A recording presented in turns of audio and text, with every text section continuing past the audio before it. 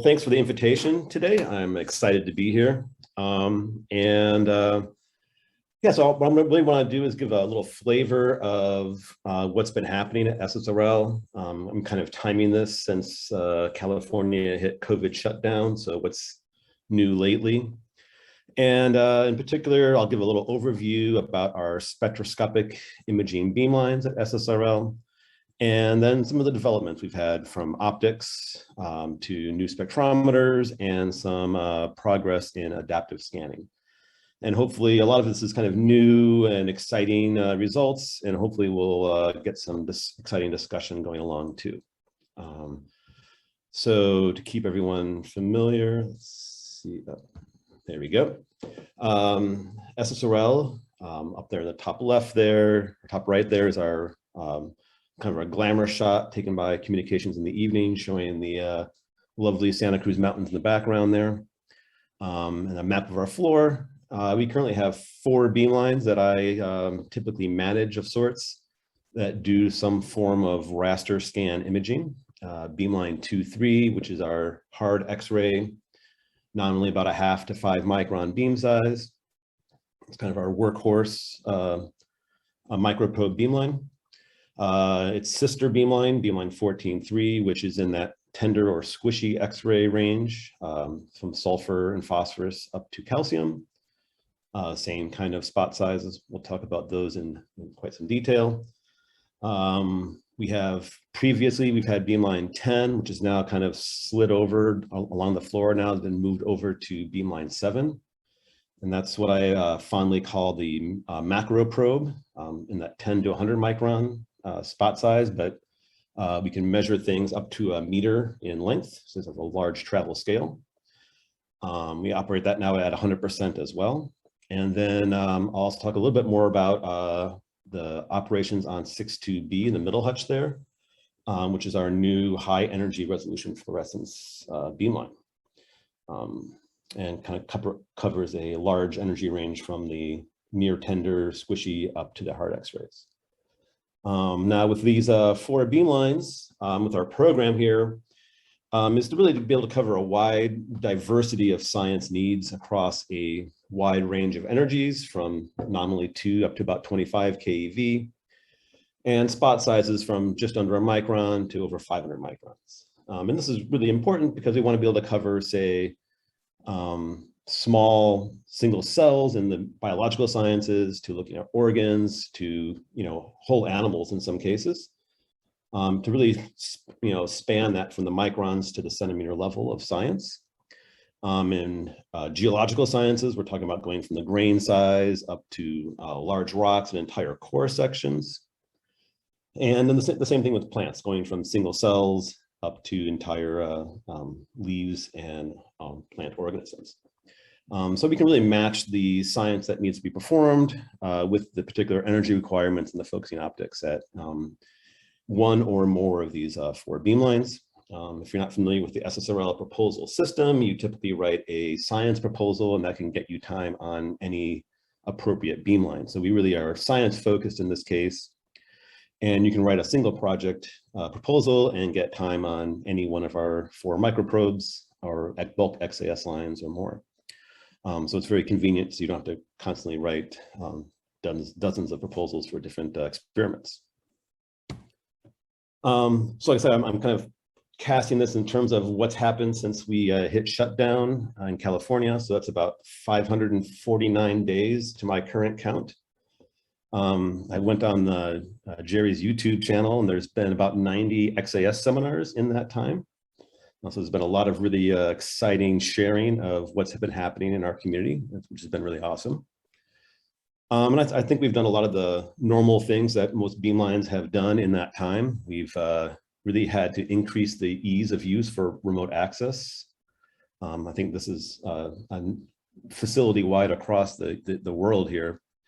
But really, has shifted our dynamics from in-person, sitting at a beamline, to, how can we actually perform synchrotron experiments still without having to travel and come to the laboratory. And I won't say that it's been great to have extra time to do programming, but we've been able to do a lot in that time to really make this easy. have an automatic log book that will write all your experimental protocols down as you're taking the data, and really be able to mix and match cues of imaging and spectroscopy all together, so you can kind of queue up your entire experiment and let it run. And really beginning to do more advanced raster type imaging, which I'll talk about as that goes into our adaptive scanning bit as well. A big part of this has been being able to run multiple samples. We have a limited amount of staff, as most facilities do. And we can't have the staff running 24 hours a day at the Beamline, so we have to be able to add abilities to make multiplexing sample changers and easy to change several samples, so the staff only need to come in maybe once a day or so to do those types of things. So these are all, I think, kind of fairly standard things for most facilities. But what I really want to focus on these last three bits a little bit later on here is our upgrade of our microfocusing optics at our imaging Beamlines, their installation and first commissioning of our micro-HRFT Beamline, and adaptive scanning. But first, I'll kind of go through maybe a background for a lot of people, but what we are doing typically when we do microprobe spectroscopic imaging. Let's see, there we go. So typically we're taking, looking at a sample here. This is the microscope image, in particular, one of my favorite examples. This is showing a small grain on the side of a quartz bit there, and you see some dark, rusty colored material there. This comes from a aquifer in Colorado, where you have iron and uranium co-precipitating and having lots of dynamics. And if you were to take your microprobe and look at the different elemental distributions, you would see that there's a big quartz grain there and some other silicates, and there's a nice iron type coating around the edges there that looks kind of rusty. And there are things like uranium that seem to be associated with that outer iron coating. And that, that's a pretty exciting result there to begin with, just by looking at correlations of elements. And we can overlay that in red and green there to show that, yes, there definitely does seem to be an association of the iron and the uranium on that bottom part there. And, being a spectroscopist, you might want to go and say, well, what phase is that uranium associating with in the iron there? And you can take the microprobe there and measure a whole bunch of Zane spectra or XF spectra, even if you so desired. And you would see I see there's, they're all fairly similar, but there's definitely some redox properties there, some changes in structure.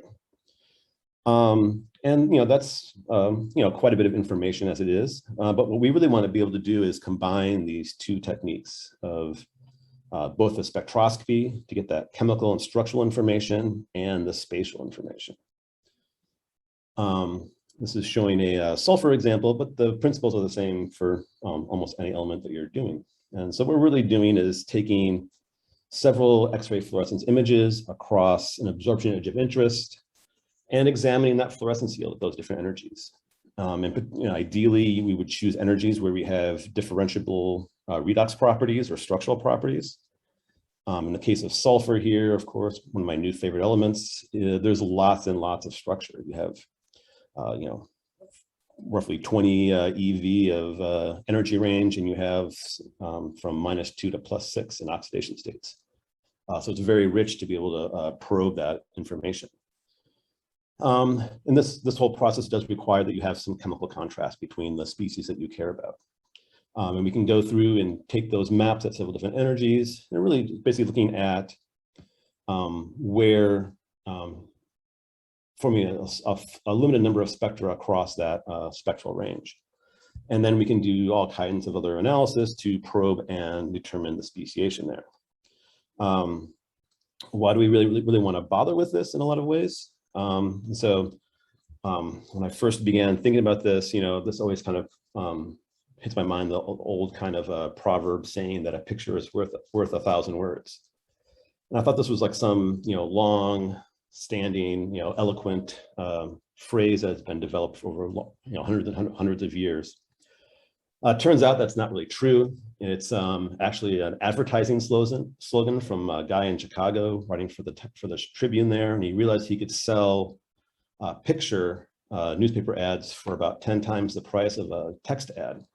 So he coined that phrase in 1921 to promote advertising. So in that same sense there, though, I think we can modernize this saying and say that, this is from one of my first papers as a postdoc. And, why could I show this with all these squiggly lines? And as much as I love spectroscopy, trying to convince someone that these peaks are way different than those peaks, and that has a very important structural interpretation, which it does. But when I can actually show some sort of spatial information about this kind of information and say, you can have this kind of information that describes not only the chemistry, but the spatial relationships of that chemistry. So we'll update that with a picture is now worth, in this case, maybe about 14,531 spectra in this case. So how do we actually go about doing this in a practical way? We collect these different images at these different energies. And there's a lot of different techniques that one can do to data mine and process this. So one of the first ones that people will often do is doing a principal component analysis on this type of information. And this really will identify, if you've picked good energy areas, the differences that you have in where you have spatial differences of chemistry. And so it shows you that this red area here is different than the green, different than the blue in this case, the way I've color coded this. There's another non-negative kind of technique that is a simplex volume maximization or minimization, depending on how you want to think about it, where you find the 3 or 4 points in the actual map that have the greatest difference in their spectral properties. And that can give you an idea of what the end members are in your system. You can use that to do linear combination fitting and actually do that either with these unknowns or actually known standards, and make up maps of, say, where you have different species, say iron oxides or iron sulfides. And then we can even overlay that with our uranium distribution to see what iron phase maps out with that uranium.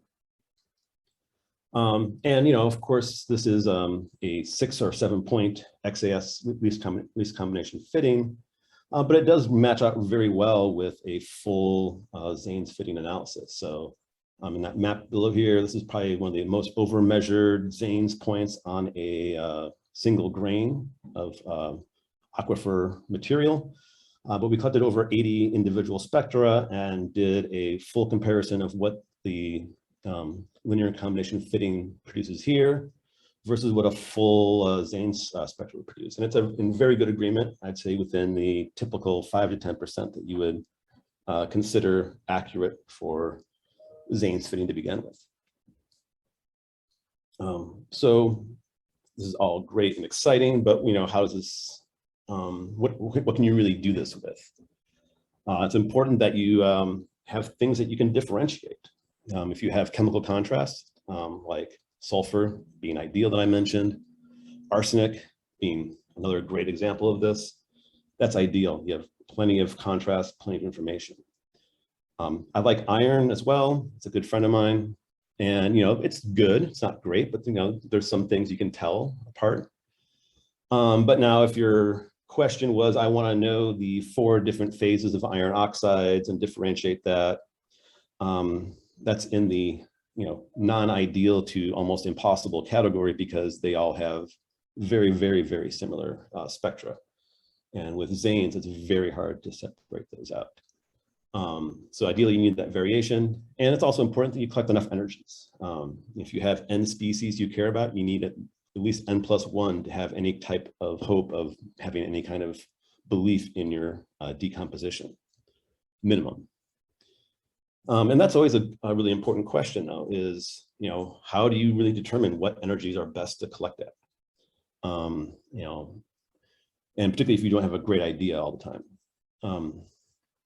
So again, you need that high contrast. So one way to do this is to kind of go through and look, and we can do some, spectra. In this case, we over-measured this grain, but I can look at all these different spectra, or even a few spectra if I was beginning my project, and to get a feeling of what the chemistry of the sample is. And if I do PCA on those raw spectra, that is actually, those components tell me the contrast. That's a natural idea of how to determine chemical contrast is by looking at those major differences. You can do lots of subtractions with the different spectra, but PCA is a nice way of finding those in a non-biased sense.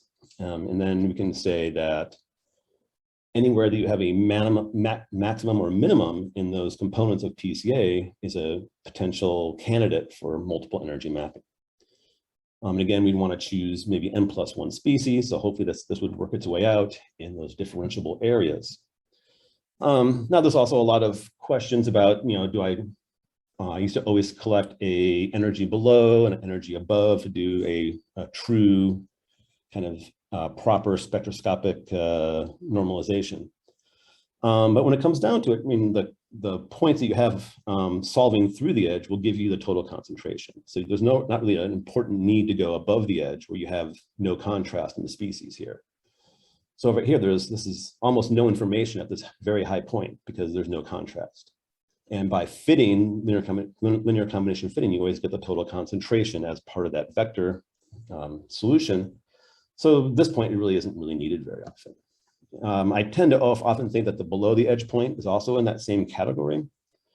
So I usually avoid spending that extra time, but there are plenty of cases where it is needed. So say if you have a high background fluorescence from say manganese and iron or other interferences, you want to remove those spatial differences out. So while it's not as, I think, extraneous as the way above the edge, if you have a very clean background, it's something that you can pass over. Now, of course, if you find that you have problems, it's one of the first things you might want to reevaluate. So I'm going to hopefully get close to this first break point in just a minute here. But one of the things we've done over the COVID break here is install new optics across all our imaging beamlines. This comes from a company, Sigray, out here in the Bay Area. And it's a axially symmetric optic. So normally we've had KBs in the past, a horizontal and a vertical type mirror. And it's got a lot of bending apparatus that go around there to our sample. You can tell this is an old picture because I have lots of hair left in this case here. But now we're gonna use the entire curved surface of this mirror optic to focus the beam down.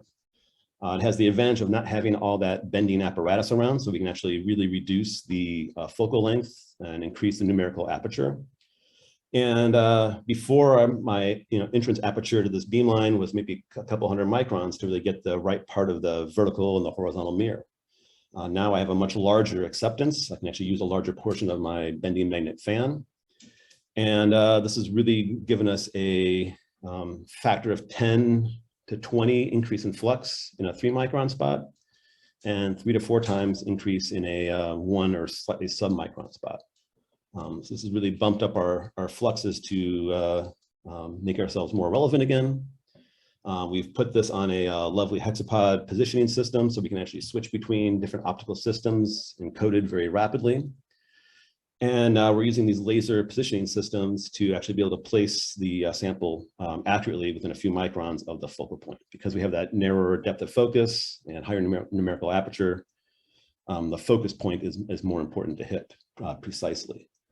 This is also very nice too, because as we're moving things around, we can actually use this laser system feedback to make sure that things don't bump into each other, which is important, really important for remote operations, to have these kinds of backup safety systems to make sure components don't get too close to each other.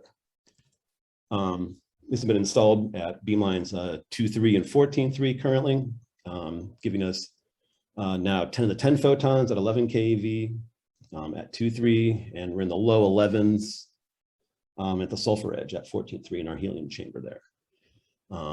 We have all kinds of different holders for these bend magnet beamlines that do multi-samples, slabs, electrochemical cells, cryostats, all available for general user operations. And again, I'll show this a little bit later on too, another example, but this is one of our first results of this at our sulfur beamline, and actually be able to see individual cells in a bacterial colony that are doing sulfur metabolism, and be able to correlate now these images with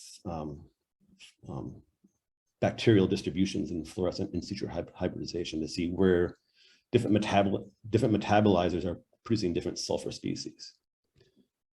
I also want to mention really quickly that we do a lot of large format imaging as well. So this is now we're using polycapillary optics, also with pinholes to get us anywhere from 25, actually up to about 200 or 500 microns. It's on, again, another hexapod system with this battery of optical elements here. This will become important later on. And we have a stage that does 0.5 meter by 1 meter. So if you have exceedingly large objects, you can get spatial information on those.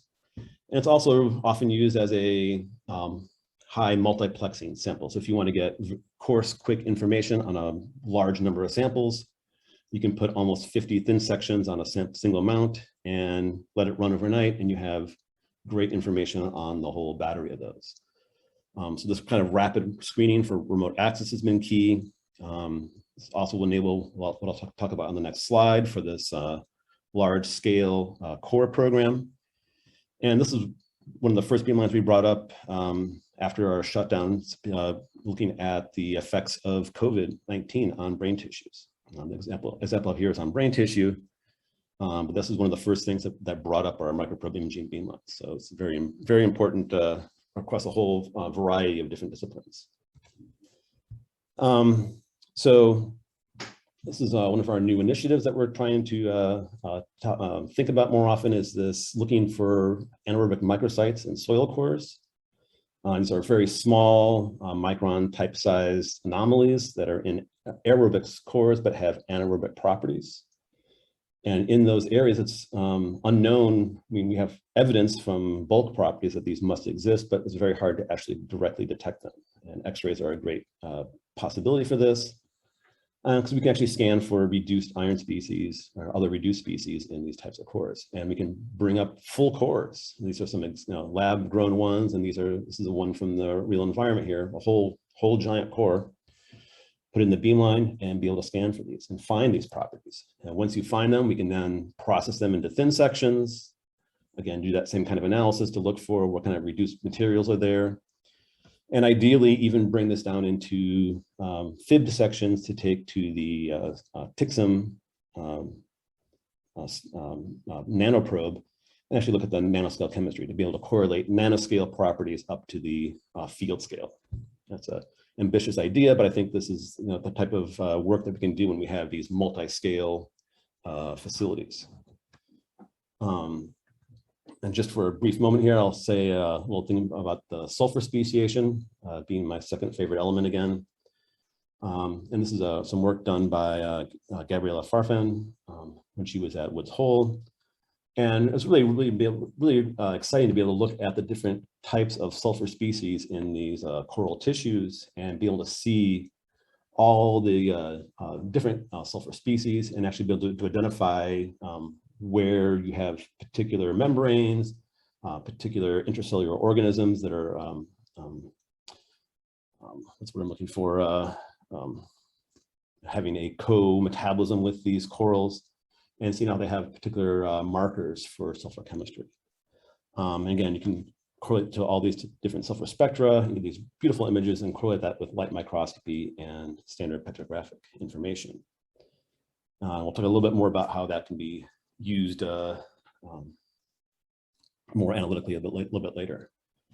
I just have like 2 more slides before our break here, I think, Jerry. But I just want to also mention that we've also been able to put in UV visible spectrophotometers into the beamline. So now right behind this microscope and the laser rangefinder, we can split the optic off into a ocean optics spectrophotometer and collect the entire visible fluorescence, photoluminescence or reflectance spectrum, and actually break that up into a color spectrum and integrate that. This is actually not a photograph from my iPhone, but actually the reconstructed color image at every single pixel. Users always want to take a picture of their sample area, but now you can actually collect that automatically at every single pixel and not have to worry about registering it. And then you can correlate colors with elemental concentrations if you have that type of thing. And this is a pigment example here. It's also really useful for looking at damage. As a microspectroscopist, we're always worried about burning holes in our samples. And you can actually show that you can actually burn holes in your sample. This is a pre and post image of a set of pigments. And the color difference here is anything that's bright red is showing a darkening of the sample. And so this was the image collected. You can guess that maybe I took 3 spectroscopy points overnight, then retook the image, and you can see that in the color spectrum, there's 3 nice holes in there. And that shows that we damaged the sample. And I can even look back and do this in XAS mode as well. And I can actually watch the kinetics of the darkening happen as I'm taking the XAS spectra. So we can actually monitor this in real time as we're taking XAS spectra as well as imaging. You can actually see that as you go through and if I take 25 images successively, I can also make small incremental damages across the entire sample. So this is a nice way to quantitatively characterize that type of beam damage. We're also integrating this with our FTIR microscope that we installed in the laboratory. And I won't go into too much of this, but we've already had first uses of this to correlate XRF images to FTIR images in COVID projects. And the idea here now is we want to be able to extend multiple length scales from millimeters up to large samples and take multiple photon scales, so from X-rays to IR. I'm always jealous of the biological community because they always have their omics. They have genomics, metalomics, proteomics. So I think we have photomics now, so to actually look at the entire holistic X-ray photon spectrum from X-rays to visible to infrared. A really important thing with this, though, is to be able to correlate that between examples. It's easy when I have that inline UV visible spectrophotometer because it's collected at the exact same position with a little bit of careful alignment. I can do that with things like XRD or visible spectroscopy, but it's much more difficult when you have to do it offline. So trying to correlate infrared to XRF, nanosims, big thing to try to get isotopic information correlated to XRF or other microscopies. And a big thing here is really thinking about your samples and registration. I have a whole other thing I could go into on that, but I want to make sure we get to some questions and talk about the other bits that we've been doing. But this is a really exciting, I think, development that we're working on to try to really register and co-analyze these types of data sets together. So with that right there, I'll give it a break and let Jerry throw some questions around. Very good. Terrific stuff going on. Question from Yang Ha first. Yeah, hi, Sam. I just wonder, in your data analysis procedures, do you actually need a library of compounds that you use as a basis set, or your method can work it out purely mathematically? I would say it depends on what your goal is. So if your goal is to say that you have a particular species, in my mind, it's always the best to actually measure that species to do that library analysis with. Now, that being said, one of my favorite ways to go about this is to do that type of either principal component analysis or simplex volume maximization. You find the end members in your sample, because one of my often problems, I think, is like, so I make something in the laboratory, I find some rock that I call a standard. What's the guarantee that that's actually what is in my sample? So is the ferrihydrite that I make in the laboratory anywhere near the ferrihydrite I find in my particular sample? What other, you can't guarantee that you have the exact same structural relationships, and so you can use your internal standard almost in a way to use the microprobe to get a pure phase standard compound, and then fit those end members directly to figure out what your end members are representative of, and then how those mix in your sample. So that's another way to get around if you don't have every single compound measured immediately as your library, to use that as end members in your sample. If that helps. Okay, Brandy Toner, you have a question? Hey, Sam. Hey, Brandy. Really impressive suite of instruments that you've put together. I'm curious about how users approach this suite of opportunities with their general user proposals. Would you be willing to talk about how that gets coordinated? Yeah, so I mean, part about this is that the infrared microscope is in the laboratory. And so all you really need to do is give me a call and I'll say, oh yeah, it's available when you're here, either online or offline. We don't have a huge wait for it at the moment. Maybe we'll have more after this talk. But the idea is that it's part of the sample prep laboratories. And so you come and you put your samples on there when you come to do your experiment. And so if it's something that you want to promote while in your user proposal, saying, hey, there's all these other facilities here at the laboratory, I want to be able to use those while I'm here, that might give you a more well-rounded beam time proposal. Again, your beam time proposal is for a project rather than just a single instrument. So you can really say that I want to take advantage of all that the facility has to offer. The UV visible is also directly on every single beamline. So you just say, Sam, I'd like to collect my visible spectrum today. I'll say, sure, let's set it up. So you'd say, it sounds like maybe it's fairly routine then that your users would be asking for multiple beamlines as well as mentioning these additional lab resources. I think, yeah, I mean, quite often, I mean, the idea is to come in to your project holistically. And quite often people will say, I want to do bulk spectroscopy, and then I want to do some microspectroscopy. And that's a single proposal. And it encompasses both techniques. And you can say, I even need to do some powder diffraction, and I want to combine all this together because I need these three different disparate informations, but this is the science it enables. And you ask for all that in one shot. So, and then all these ancillary user facilities we have as well can also be used to add on to your data sets as well. Great, thank you. No problem. Matt Newell has a question. Oh, hi, Sam. Hey, Matt. Very nice stuff. I just wanted you to comment on the relative sensitivities of doing XAS in imaging mode versus the spectroscopic mode. When you make a X-ray fluorescence map, your dwell time is typically much shorter than you would use for an XAS spectra. So what are the sensitivities, limits that you see for XAS imaging? That's a very good point, because when we're doing this imaging mode, we're trying to do this in the same kind of speeds we might do a normal fluorescence map. And so that goes fairly quickly. So maybe we're talking tens and 20s of milliseconds versus minutes on a full spectrum. Now, if you're really down at ppm type levels that you're barely getting a signal on doing a full spectrum, then chemical imaging might not be the most accurate representation of your sample. Now, the other interesting point, though, is like if you think about your total time spent on the sample. So if you take 8 different energies, let's say, and you spend 20 milliseconds per map, you're really spending now 160 milliseconds on your sample altogether. So you have a little bit more total time. So your fractions are improving your concentration resolutions additively that way. But it is certainly a point that it's not always the easiest to do on the most dilute materials, but it typically works very excellently on things that are more concentrated. Your major element things. So good news is like things like iron, sulfur, great. Sure.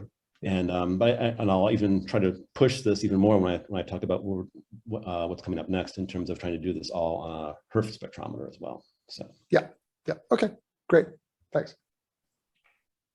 Okay, you should continue, Sam. Thanks. Okay, so this kind of that's a great question, because it kind of segues me right into this next bit here, is about trying to now combine micro-HRF, or HRF at least, which I think has been talked about quite a bit in this seminar series, with these micro-imaging beamlines. And so this has been put together on Beamline 6.2, kind of just newly revamped.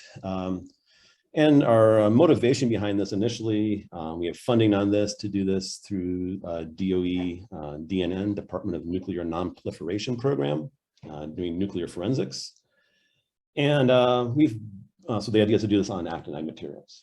The good thing about actinide materials in this type of context is that we're not looking at impressively dilute materials typically. These are things that have quite a bit of the material in a small area. So the signals are usually not a limiting problem here.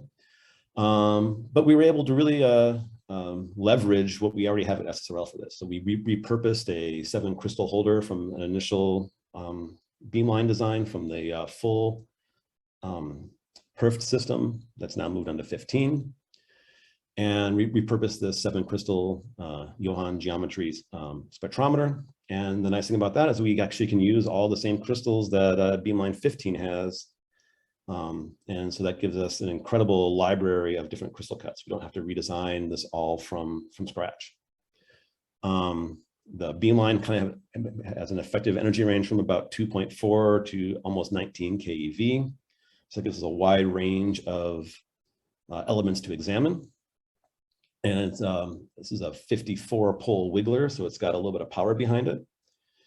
The next thing that we're building this summer/winter shutdown is a helium enclosure to go around the whole thing to allow us to really get down to those elusive actinide M edges.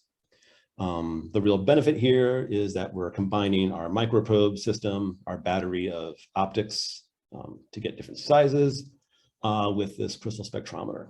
And that really gives us that narrow emission line to be able to really beat that coral hole lifetime problem. So how does that work out? So actinides are really important to examine for a whole plethora of reasons from nuclear stewardship to forensics, all types of areas. And there's a lot of really great information in excess. This is a paper from Steve Conradson who really showed this really well in the UO2 to UO2.2, UO2 2 plus X system. That as you add oxygen to the lattice, you really destroy that uranium scattering information. And it's incredibly sensitive in the excess. But if you look at the edge data, it's not all that sensitive. And that's our problem that we want to be able to overcome. So looking at bulk spectroscopy, XS definitely wins, but can we do anything to help us in the long term with the Zanes by moving this on to a HRFT type system? And this is slow and can't be done in imaging effectively. So is there a way to improve our sensitivity? Well, it turns out that HRFT does a really good job with this. That much improved resolution allows us to see features that are much easier to see.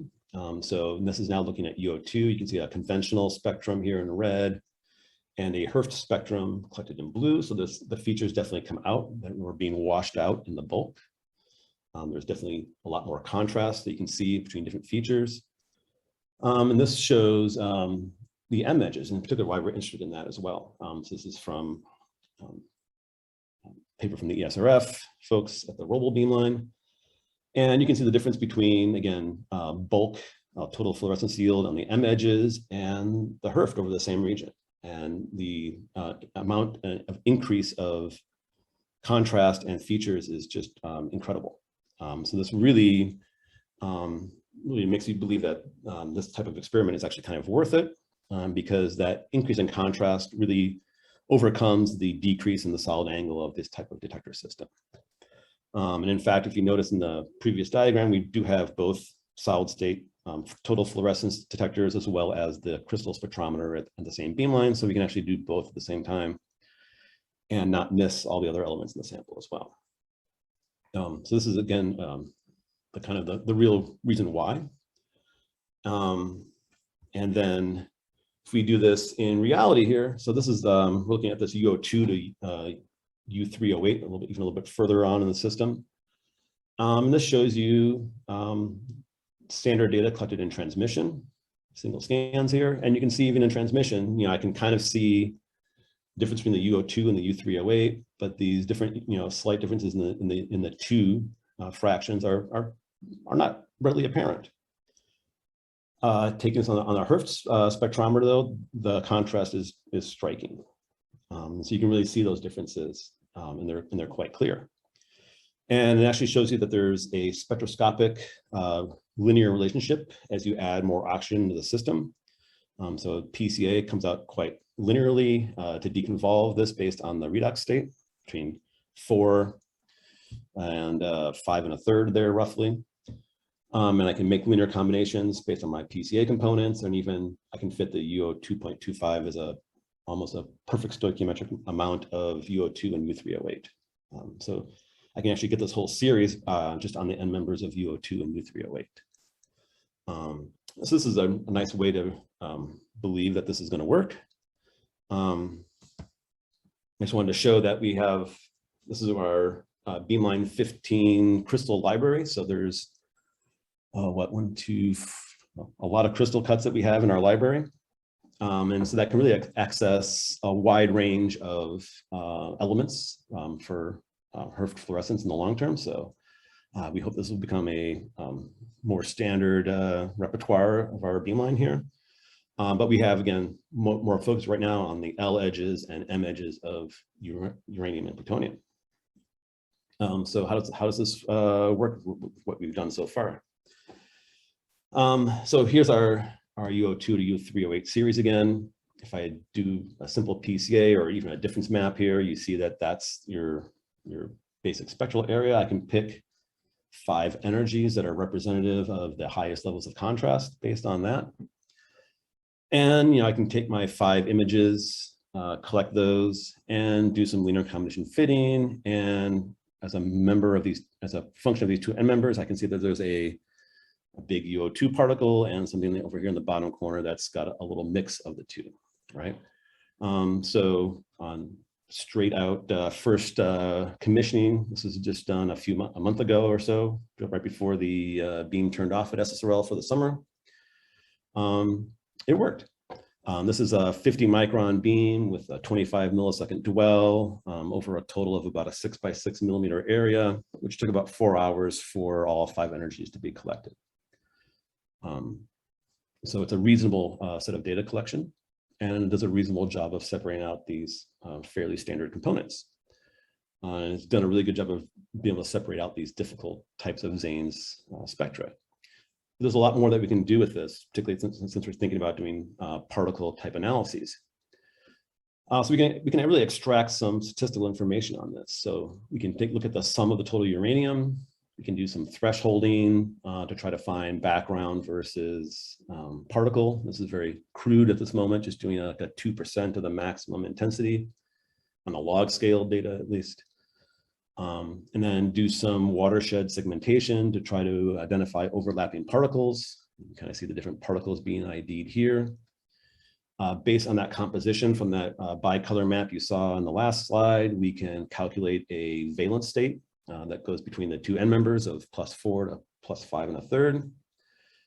And I can take a look at different particles. If I sum up the redox properties or get an average redox property of each particle, I can say that I can see a distribution of 2 particle valencies here. And based on what I know we put into this, this is actually being pretty close. We have something just around redox state of 4, which is the UO2, and a little bit higher here, which is the UO2.25. And I can even see that maybe I have a little bit of oxidation storage problems because the sample was made and stored in a glove box about 6 months before we actually measured it, and probably got exposed to some oxygen, and that UO2 is very sensitive. So we're kind of above our baseline of 4 just by a little bit. But we can do even more than this. We can actually look at each particle now and look at the distribution of redox states in that particle and actually get a map then of the distribution. So how tight or narrow is this? So you can see some particles are less oxidized than others, and we can actually then relate that to the structural relationship around the sample and be able to see these distributions and how different this is. And you can see this in this characterized setup, in contrast to a more natural setup where we have the UO2 and a distribution of UO2 to UO2.25 and U3O8 in a soil background, so it's a little dirtier. There's tons of rubidium around, but again, the HRF can get rid of all that, and you see that there's a wide distribution here. But then we can look at each one of these particles and say, okay, some of these particles are really tight distribution here and here, being very pure, and some of these are very large. Wide distribution of particle types or redox states in there. And that's showing us that we likely either have, in this case, I think the correct interpretation is that our particles are much smaller than our beam size. These are micron sized particles with a 25 micron beam. So we can actually see that where we're missing pure phases, and we're seeing amalgams of the end members here that wouldn't be captured in the single particle characterization. And of course, now in a real sample, when we have this, we'd really like to be able to couple this now with multimodal techniques and be able to bring these same samples then to a nanosims or a laser ablation system, and then correlate these chemical changes that we see in redox state with isotopic measurements too. And that's kind of my next wish list, is trying to pull these two systems together and be able to do that co-analysis to then not only plot chemistry on top of each other, but plot isotopic composition. The one thing that our X-rays aren't good at in particular is isotopes. So I think this is a really exciting way to, get more information than just pure spectroscopy, and kind of correlate this spatial information with chemical information. And that would bring us into a second break there. Okay, there was a question, if you're able to share it, of a rough cost of a SIG ray optic. A rough cost. It really depends on how extreme you want to go in your focusing, I would say. So it can range, I would say, from, I won't give exact numbers, but I would say on the larger size, if you want a larger spot size, you're competitive with polycapillary optic prices. And if you're trying to push that smallest spot size, like we had with the submicron type optics, you're talking about a comparable price to a KB mirror system in all reality. Okay. Matthew Marcus, you had a different line of questions about the optics. Yeah, I was wondering what the working distance on that SIG ray optic is, and if it's short, does that mean that you need to put I0 in front of the optic or upstream of it instead of downstream? Yeah, it's short. I mean, so that's actually one of the combined advantages, right? So because it's our submicron optic has about I want to say about a 17 millimeter working distance, which is large in some compared to a zone plate in some cases, but small compared to KB optics. But because you don't have a bender around it, you can really push that right up into the end of the edge of the system, as you kind of saw in the pictures there. But that does mean you're putting your I0 up in front of the optic in this case. It also means that less room to put in sample environments. Amazingly, I found that it's actually easier for me, at least, because my bulky KB benders were as restrictive as this system is, in essence. Because by the time I put in my KB benders and have this box around the KBs, unless I'm really chamfering off lots of things, I'm still in that. I still only had about 20 millimeters between the edge of my box and my sample area and the mirrors. Where now I have a little bit less room, but have a much smaller point of conflict. Yeah, Wenbing tried to sell me one of those for 1032, and I don't remember exactly why it didn't bite. I think it might have been that we need an astigmatic optic, because because 1032 has a vertical collimating mirror. So the horizontal source distance is a couple of meters, and the vertical source distance is infinite. Yeah. So I mean, it's really a ideal optic, I think, for a bending magnet beamline where you have uniformly distributed, very little pre-focusing optics. So 2.3 was the easy case for that. Well, 1032 is a bending magnet beamline. But you have different optic systems where you're focusing. So 2.3 is no pre-optics in front of it, so it's just raw output out of the I see. So no vertical collimation. No vertical, no horizontal, just flat out. And so, but in that same sense, though, I can take a raw bending magnet from SSRL and give you the same flux that NSLS2 has on a 3-pole wiggler. So, so it's a nice increment in flux for us. So. All right, you should continue, Stan. You've got, I don't know, 7, 8, 9, 10 minutes left. No problem. This is a shorter section anyways, but I just want to kind of throw these new ideas that we're working with out here. So, all this we've talked about scanning, but normally, when we talk about scanning, we're doing this on some sort of raster scan. Typically, this is always done, over some sort of grid. Now, very rarely does anyone actually do point-by-point data collection anymore. It's all this continuous or fly scanning. And a lot of development has gone into, how can we make these scans more efficient? So turning the corners more efficiently and rounding them off to make the stage go faster, to minimize acceleration and deceleration. I've seen all kind of crazy ideas where they're slowly tilting all the way through to make this turn tighter. I even saw someone propose some sort of like Lisa Juice type pattern to always have the stage at the same level of acceleration and deceleration all the time. So there's lots of ideas out in the community. Some are useful, some are not, I think. But nearly all of these cases involve some sort of uniform spacing, some sort of uniform dwell time, and a uniform beam size across your area. And always important on this is some sort of encoder-based triggering on stage motion to coordinate multiple detector systems, because you have ion chambers, fluorescence detectors, maybe even XRD, all trying to do the same thing. And getting that positional information is pretty key.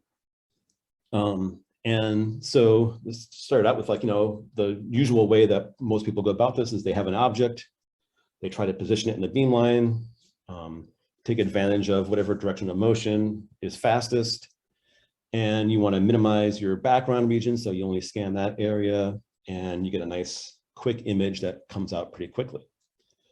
But now, most users don't always think about things right away when they mount them. And so quite often this kind of thing happens where it's not on a perfect square and the user tries to draw a square around it. And now they're spending most of their time measuring background and not actually measuring the sample. I won't say this is always common, but it's more common than we would think. And, just waste beam time when it comes down to it.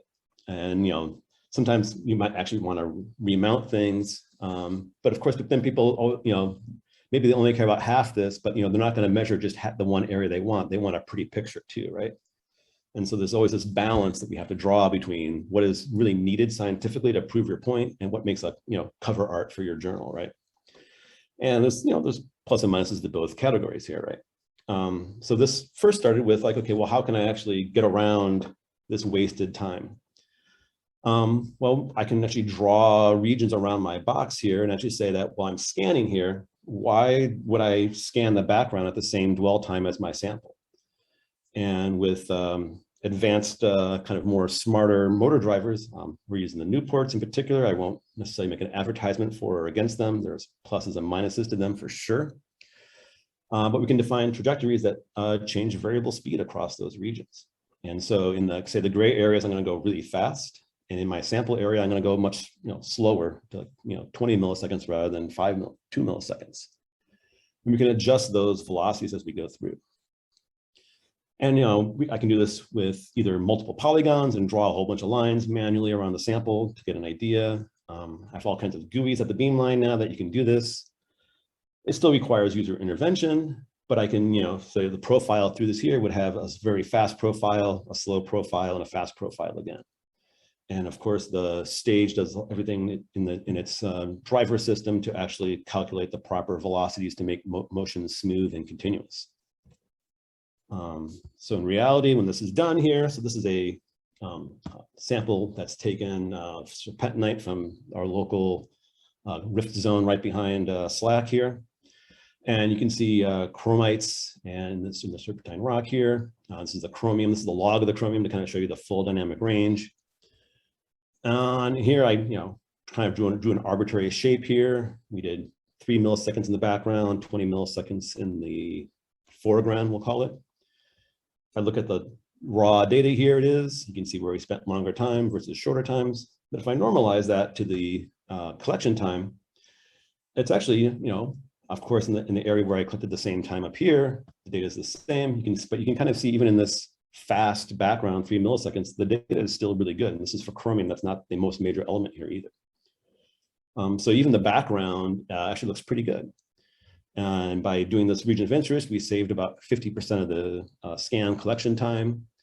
And we can even go a step further and thinking about this in the future. In the next part, I'm going to talk about to make these even faster and do this over using max speed in that area rather than just max dwell time.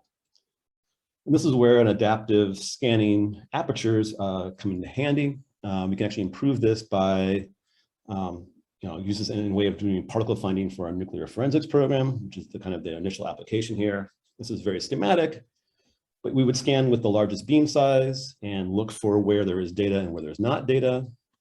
And you might find that these areas here now have signal where the other ones don't. You would either skip rows or go very quickly through those on the next pass at higher resolution, find areas of data, and kind of do this in a repetitive kind of way. This is the manual way of thinking about it. But we can see that we can, if you do this with different sized apertures, so this is now showing from 500 microns to 25 microns, you can really see that there's a lot of information that you can pick out these small sub 25 micron particles with a big fat 500 micron beam because they pop right out even in the log scale data. And they're actually pretty well centered, as it turns out, in those big beams as well.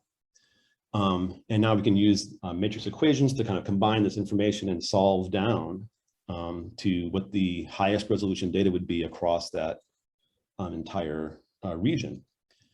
And then the next really step here is now putting this into a machine learning type information now, where we've actually taken a lot of data. I have 10 years of microprobe data of different samples and putting this through a training systems to say, if I want to find this needle in a haystack, these small particles, what kind of motor is the most efficient to go through and scan? Is it what aperture sizes? Kind of like changing that aperture on a microscope with this system. We can flip back and forth between different beam sizes and collect different images, combine them, and train that on these types of virtual data sets here. We've created a simulator to do this, done the training. I've written the hardware modalities to be able to collect variable step sizes, variable dwell times, and variable beam sizes. And in the fall, we'll put this to its final test here. But if the simulators are even close, this shows you for the same sort of mean square error of what you would consider between a raster scanning and our adaptive versus our normal raster, we can get the same error in about maybe half or 1/8 of the time of total time collected.